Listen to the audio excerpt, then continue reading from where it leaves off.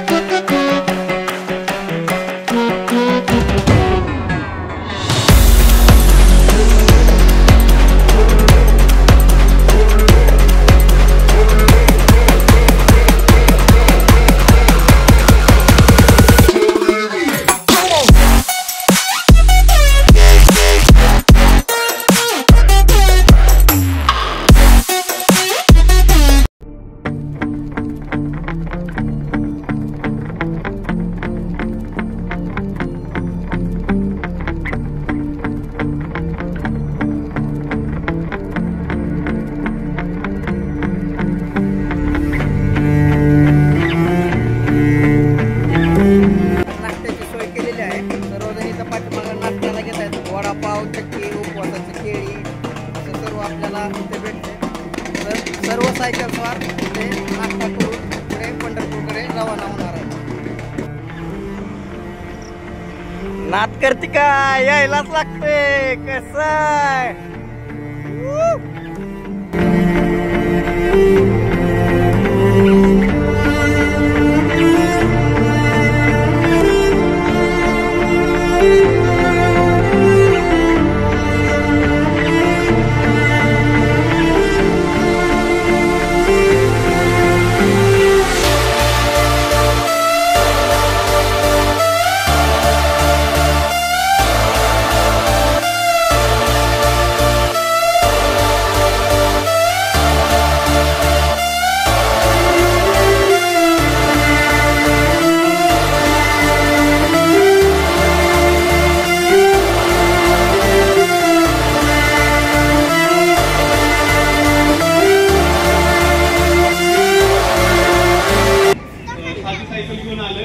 आणि त्यामुळे आणखी आनंद जास्त येतो यामध्ये.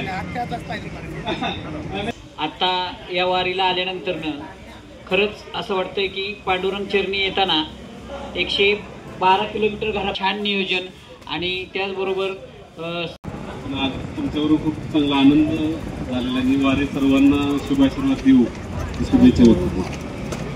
मी पहिल्यांदाच बारामती क्लबतर्फे सायकल वारी करतोय. खूप छान वाटलं. एकदम मस्त एनर्जी आली आणि दमल्यासारखं अजिबात वाटलं नाही. अजिबात नाही दमलं. अजून पण परत सायकलवर जावं बारामतीला असं वाटतं मला. तर आम्ही आता बारामतीवरून पहाटे 5 वाजता निघालो होतो. आत्ता आम्ही पंढरपूरच्या एक 5-6 किलोमीटर अंतरावरच येऊन थांबलेलो आहेत. पाठीमागं राहिलेले सर्व सायकलस्वार आता एकत्र येऊन आम्ही मिळून पंढरपूरला जाणार आहोत. सर्वजण इथं हॉटेलला थांबून आराम करत आहेत. थोडंसं पाणी वगैरे घेत आहेत. तर ह्या वर्षाची वारी एकदम मस्त आणि छान झालेली आहे. तर पुढचं जे काय आहे ते व्हिडिओ तुम्हाला मी दाखवणारच आहे. तोपर्यंत रामकृष्ण हरी.